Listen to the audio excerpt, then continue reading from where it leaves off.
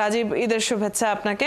চট্টগ্রামের প্রথম জামাতটি শেষ হয়েছে, সেখানে আগত মুসল্লিরা কি বলছেন এবং সার্বিকভাবে নিরাপত্তার কি অবস্থা দেখছেন চট্টগ্রামে ঈদ জামাতকে ঘিরে?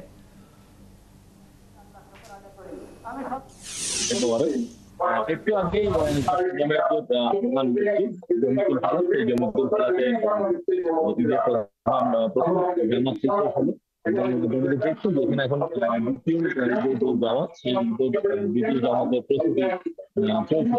এখানে প্রথম জামাত সকাল 8টায় এবং দ্বিতীয় জামাত সকাল 15টায় অনুষ্ঠিত হওয়ার কথা। তার মধ্যে প্রথম জামাত শেষ হয়েছে এবং এই জামাতে উপস্থিত ছিলেন ত্রাণ দুর্যোগ মন্ত্রণালয়ের উপদেষ্টা ফারুকী আজম, চট্টগ্রামের মেয়র ডক্টর সাদাত হোসেন, চট্টগ্রামের সাবেক মেয়র মীর নাসির, চট্টগ্রামের বিএনপি নেতৃবৃন্দ এবং জামাত ইসলামের নেতৃবৃন্দ এবং অন্যান্য রাজনৈতিক যে নেতৃবৃন্দ তাদের পাশাপাশি সাধারণ মানুষ এই এখানে ঈদের জামাতে সামিল হয়েছে।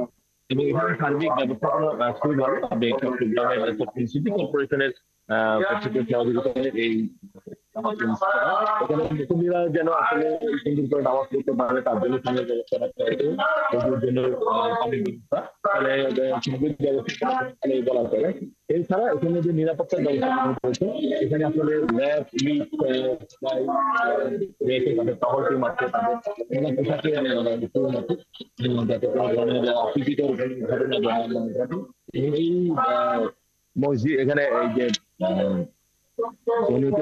এখানে এই দুটি নিরাপত্তা জড়িত আছে, যেখানে সবাইকে পরীক্ষা করে তারপর ভিতরে ঢুকতে দিচ্ছে। এবং গতকালকে বিশেষ টিম সেখানে পরিবেশন করেছেন এই ইসলাম এবং তারা বলেছিলেন যে আসলে নিরাপত্তা থাকছে, যারা মুসলিম আছেন তারা যেন শুধুমাত্র থাকে এবং গায়ে নামাজ ছাড়া অন্য কোনো তারা আসলে নিয়ে না করেন। এবং আমরা দেখতে আসছেন যারা মুসলিমরা আছেন তারা গায়ে নামাজ এবং চেষ্টা করে অন্য কোনো কিছু আসলে থাকে না, তারা আসলে সহজতা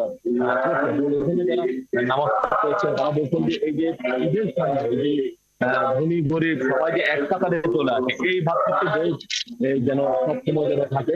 মানুষের মানসিক যে বিভেদ এটা যেন থাকছেনই যেন আসলে কারণ আপনারা জানেন যে এখন যে বর্তমান